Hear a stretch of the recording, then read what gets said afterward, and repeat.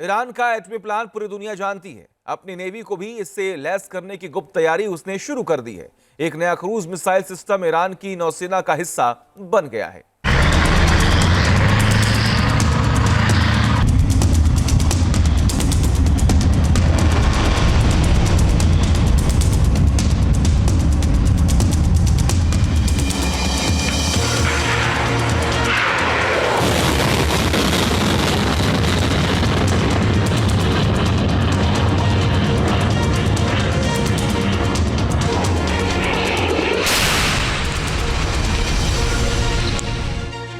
Iran का triple weapon system समंदर में दिखाएगा दम।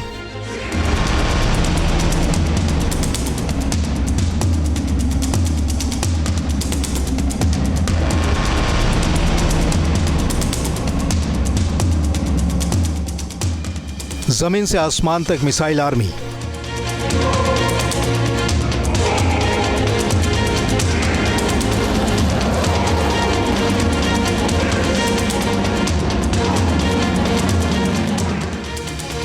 ईरान के समंदर में भी ताकतवर तैयारी।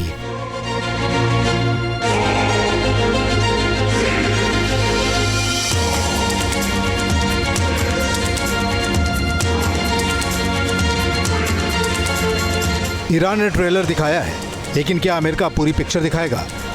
ईरान की वॉर ड्रिल पर अमेरिका की निगाहें टिकी हुई हैं।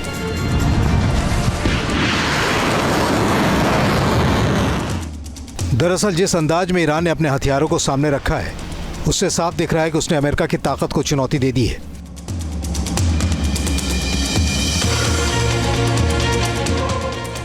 बतौर राष्ट्रपति डोनाल्ड ट्रंप की ताजपोशी 20 जनवरी को होने वाली है, लेकिन उससे ठीक पहले ईरान अपने नेवल बेड़े को किलर बनाने के साथ ही महफूज भी बना रहा है।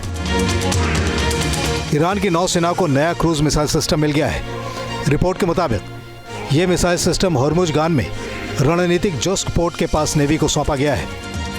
इसे हासिल करने के बाद ईरान की सेना की हमलावर क्षमता में और भी इजाफा हो गया है।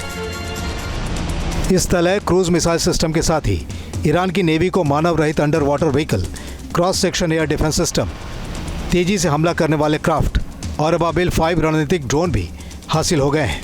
नेवी इसलिए क्योंकि उसे मालूम है कि अगर किसी भी तरह का एक्शन उसे यूएस और इजराइल से अगर आएगा, उसमें एयर और अपने आप में नेवी का एक बहुत बड़ा पार्ट होगा।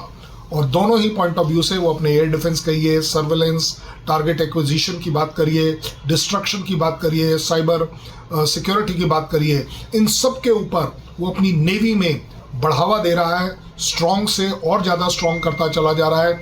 ये ना केवल वो अपने डिफेंस ऑब्लिक ऑफेंस के लिए कर रहा है, बट मुझे लगता है कि वो यूएस और इजराइल को एक डिटरेंस के तौर पर मैसेज देना चाहता है। मिडिल ईस्ट के आसपास समंदर में ईरान, रूस और चीन का त्रिकोण भी आकार लेता दिख रहा है। ईरान के राष्ट्रपति मसूद पेजेशकियान ने मॉस्को में रूस के राष्ट्रपति व्लादिमीर पुतिन से मुलाकात की है। दोनों मुल्कों के बीच नया सैन्य समझौता हो रहा है। दरअसल ऐसी रिपोर्ट काफ़ी पहले से सामने आ चुकी है, जिनके मुताबिक रूस का Iskander M tactical cruise missile Iran को हासिल हो चुका है।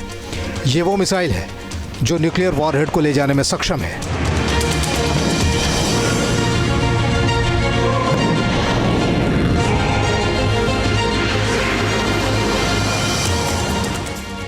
ईरान की एटमी तैयारी खुला रहस्य है।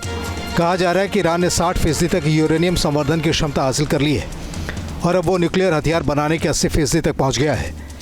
ईरान के वॉर ड्रिल को इस लिहाज से ही देखा जा रहा है क्योंकि उसके वॉर ड्रिल के एक हिस्से को नतांज परमाणु केंद्र के इर्द गिर्द अंजाम दिया गया है।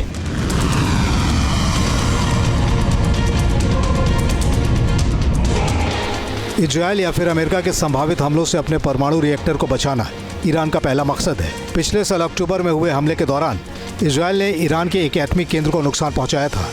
ईरान को एहसास है कि इस बार उसकी पूरी मिलिट्री पावर दांव पर लगी है। Team news nation. News nation अब व्हाट्सएप पर खबरों की ताजा अपडेट के लिए न्यूज़ नेशन के इस QR कोड को स्कैन करें।